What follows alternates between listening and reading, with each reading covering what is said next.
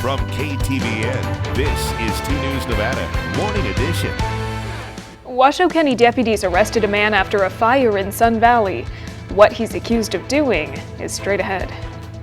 And a former Washoe County School District employee accused of sexually assaulting a child appeared in court for an arraignment hearing. We have the latest in the Taji Hilson case coming up.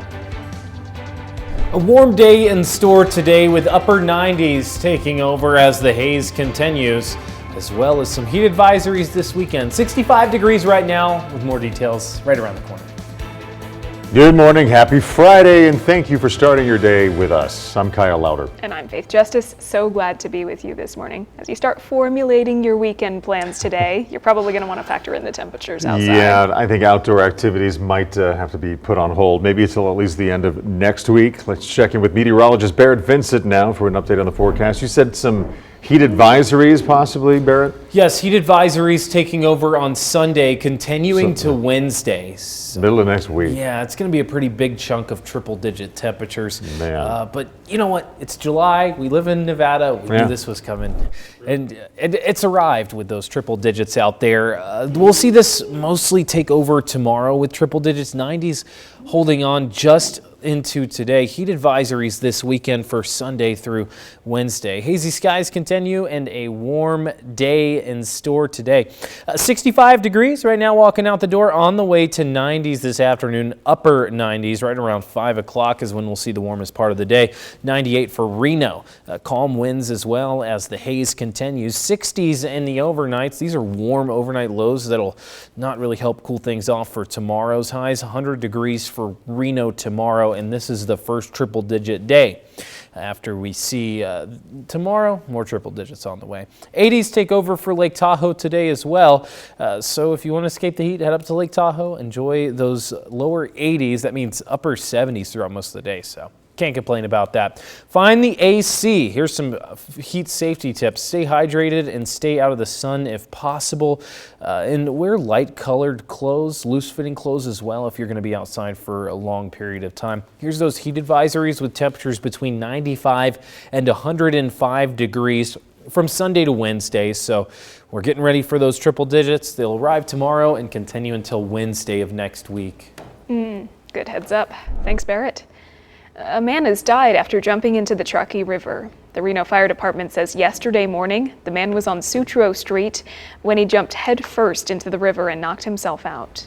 Tribal police pulled him out of the water at John Champion Park, but by then had gone into cardiac arrest, and first responders were not able to save him.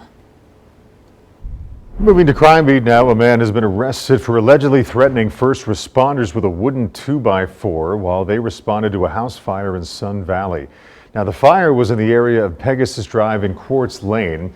In Truckee Meadows, firefighters say when they arrived on scene, they came across a man later identified as Scott Sistrunk holding a weapon. Now, they say that he refused to leave the area. Washoe County deputies say that when they asked him to leave, he picked up a weapon and started walking towards them. That's when deputies used a canine to detain him. He's now facing multiple charges, including assault with a deadly weapon, and the blaze was contained to a double-wide trailer. We have new details for you this morning. Police have arrested 2 people in connection to a deadly shooting that happened last month on Greenbrae Drive in Sparks. Police say 28-year-old Fahad Estepa is facing an open murder with a deadly weapon charge, and 21-year-old Jonathan Reyes is being charged with being an accessory after the fact for his alleged involvement in the shooting. We also have new details on the trial for a former Major League Baseball player accused of murdering his father-in-law 4 years ago.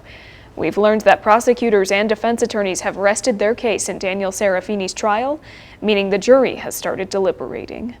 As we've reported, Serafini is on trial in Placer County for allegedly killing Robert Spohr and attempting to murder Spohr's wife, Wendy Wood, in Homewood in 2021. The jury will return to deliberations later this morning. A former Washoe County School District employee accused of sexually assaulting a young child has waived her right to appear in court. Taji Hilson had her arraignment yesterday, and she's a former substitute teacher at Roy Gom Elementary School. Now, she is facing 5 felony charges, including sexual assault against a child under the age of 14. So right now, Hilson does not have an attorney, but the judge wanted to appoint a public defender to Hilson. But the district attorney's office doesn't think that's the right move.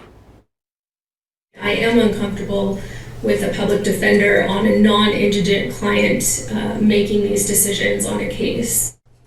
So non-indigent, indigent rather, means someone who is capable of paying either a portion or all of the necessary fees to get a lawyer.